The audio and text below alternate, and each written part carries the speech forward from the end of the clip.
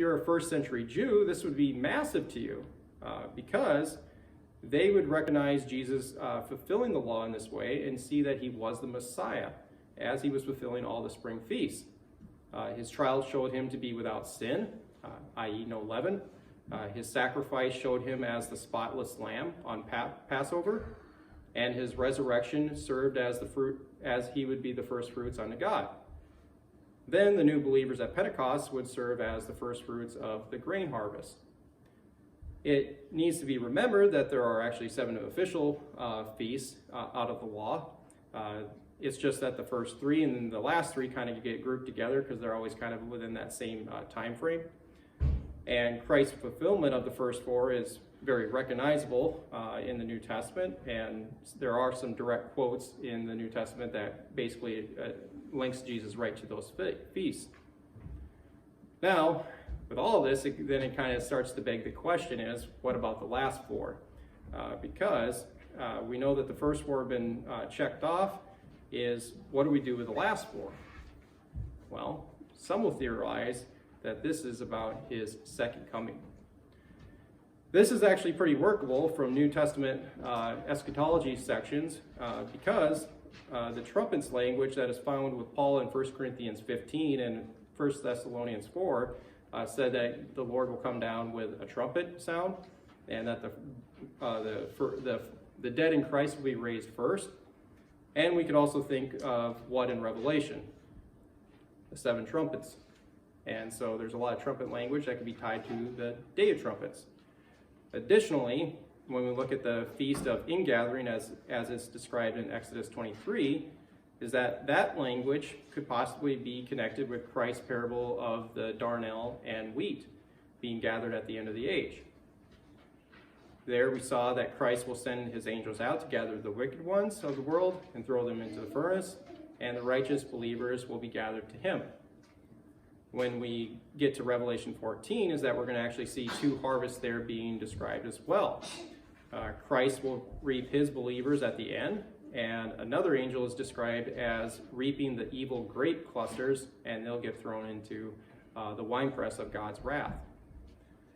Additionally, you have John saying that in his gospel that the word became flesh and dwelt among us.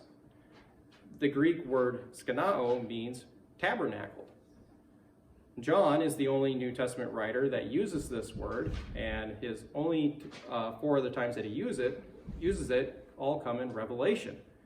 And his last one was in 21:3 that says, "And I heard a great voice out of heaven saying, Behold, the tabernacle of God is with men, and he will dwell with them, and they shall be his people, and God himself shall be with them and be their God."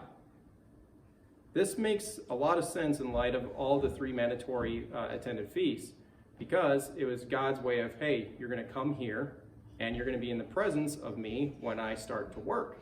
So it's possible that, there could be an end times connection here where God brings everybody back, and they'll see him work once again. What I find interesting on this line of thought is that in the Talmud, of all places, in Rosh Hashanah 10b through 11a, it says that in Tishri, the 7th month, in the future, the Jewish people will be redeemed in the final redemption with the coming of the Messiah. It's just interesting stuff, but I throw it in there and just see what their line of thinking is here as well.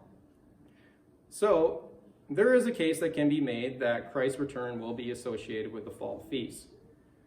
Now, am I going to hang my hat on that really hard and put it on all of my other charts that I have made? No. Because at the end of the day is that this is just kind of a thought experiment. It's nothing to say that it's going to be 100% the way it's going to work out. And I don't want anyone in here or necessarily watching online to kind of use this line of thinking and say, okay, now I can start to predict or maybe narrow down when I know when Christ is going to come back. That happens a lot, especially on YouTube. And so I don't want to be one of those. And we all know that Christ flat out said that nobody knows the day or the hour. And when Peter and the others asked him before he ascended that, he said to them that it is not for you to know the times or the seasons which the Father hath put in his own power. And that was in response to him answering their question about, is now the time where you're going to bring the kingdom down and restore it back to Israel? And it's just like, yeah, you don't need to know. Here's the mission. This is what you guys need to do. And for the sake of thoroughness, is that we all know Paul's and Peter's statements about that the day of the Lord will come like a thief in the night. It's going to come by surprise. It's not going to come by predictability. Reminder, hit the subscribe button below, turn on the notification bell, hit the like button, and leave a comment. And don't forget to visit us at justscripture.org. And in the meantime, stay salty.